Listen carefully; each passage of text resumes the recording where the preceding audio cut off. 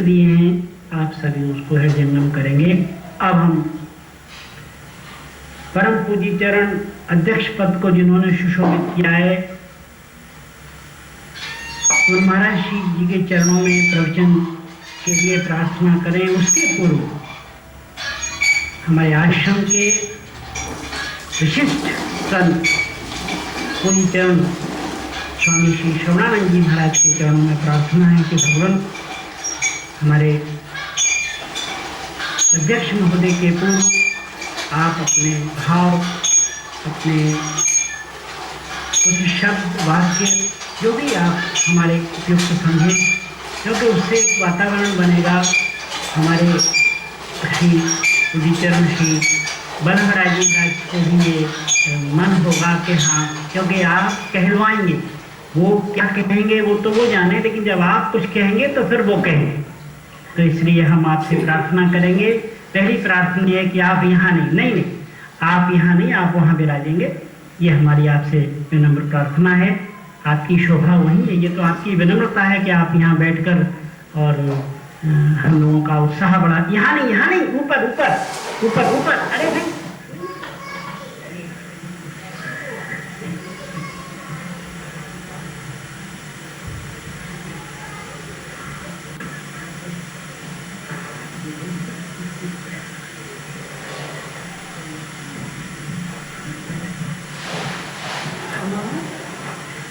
हमारी दृष्टता के लिए क्षमा करेंगे महाराज जी, लेकिन आपका वही स्थान।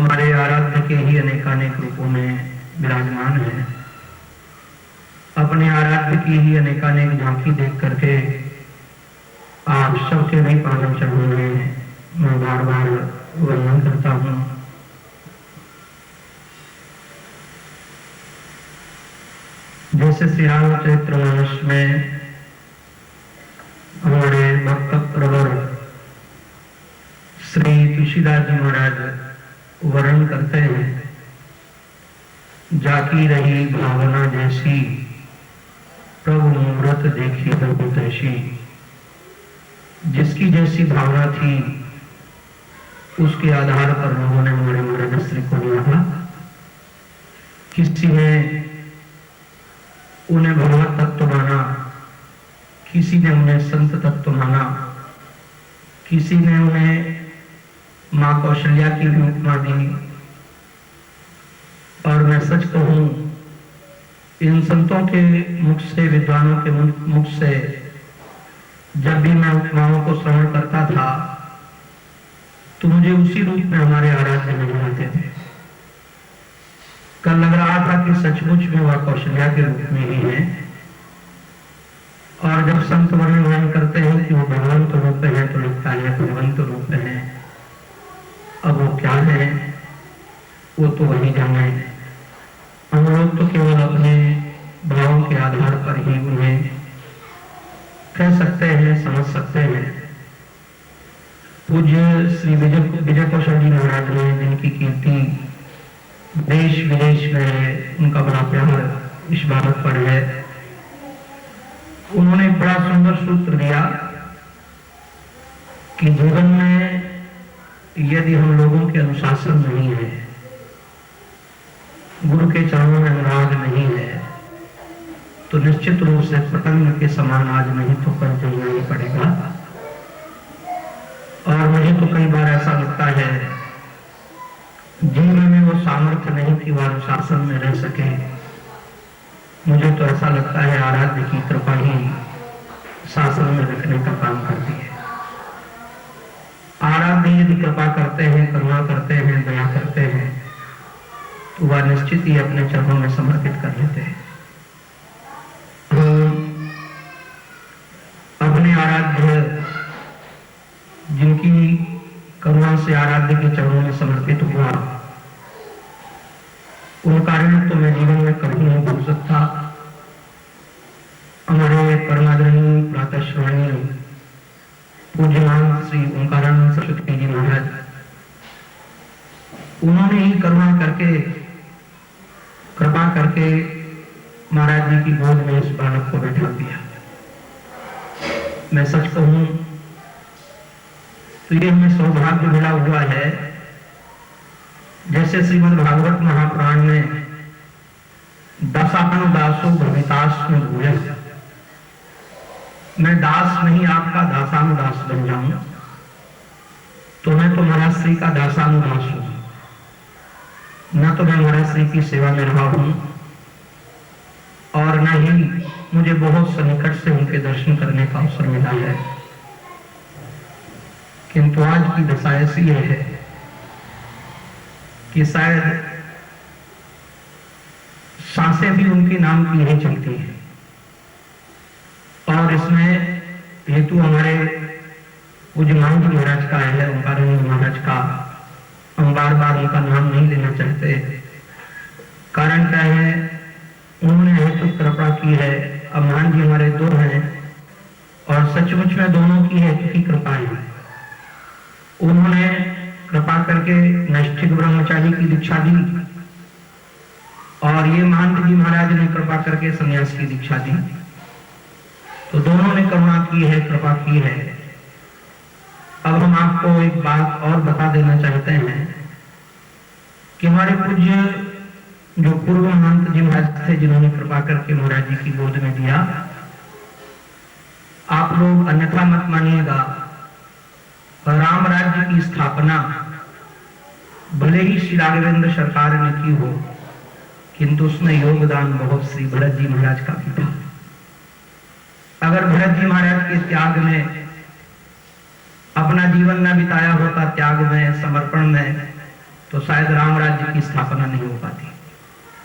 आज जो आप सब ये देख रहे हैं, इसमें हमारे पूज्य आराध्य देव की कृपा, करुणा, दया है ही, किंतु उसमें हमारे पूज्य महान जी महाराज का भी बहुत बड़ा योगदान है।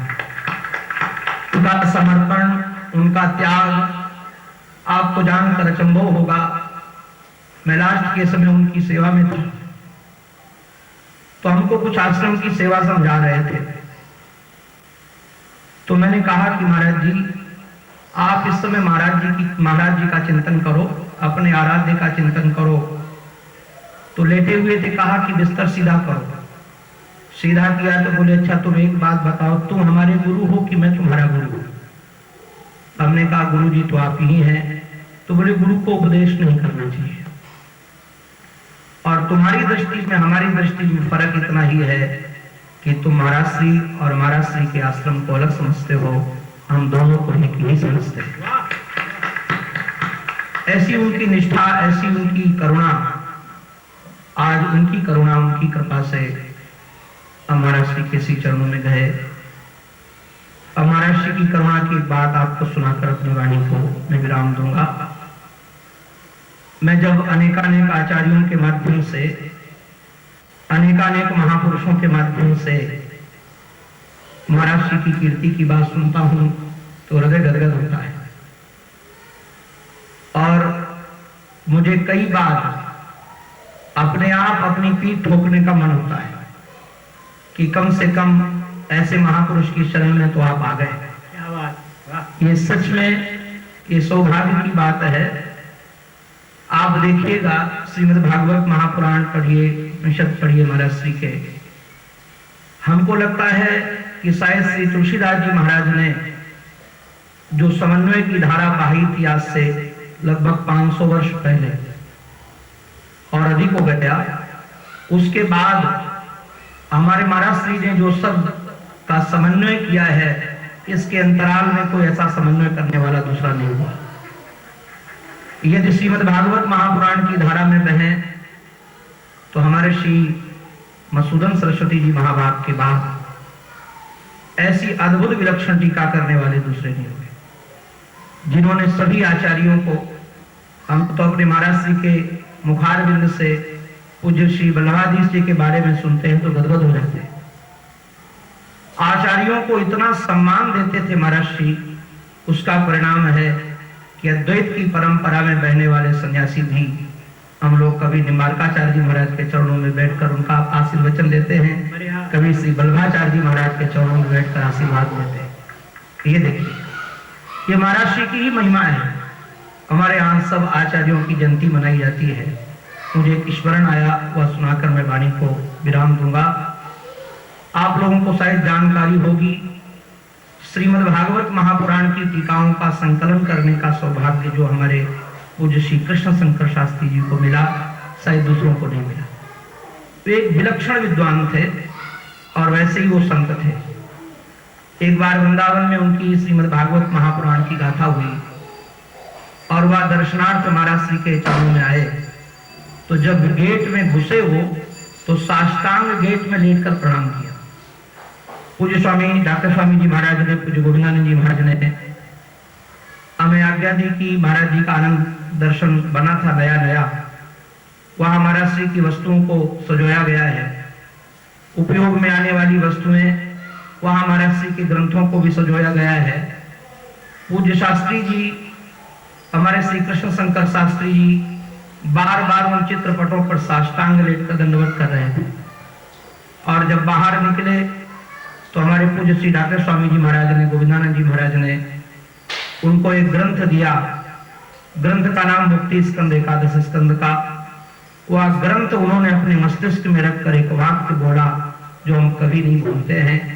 उन्होंने कहा कि भागवत के श्लोक, उपनिषदों के मंत्र, रामायण की चौपाइयां हम याद करते रहते हैं, कहीं हम भूल न जाएं, और भागवत के श्लोक, उपनिषद के मंत्र महाराज श्री को पकड़ कर रखते थे, कहीं हम छूट नहीं जाए।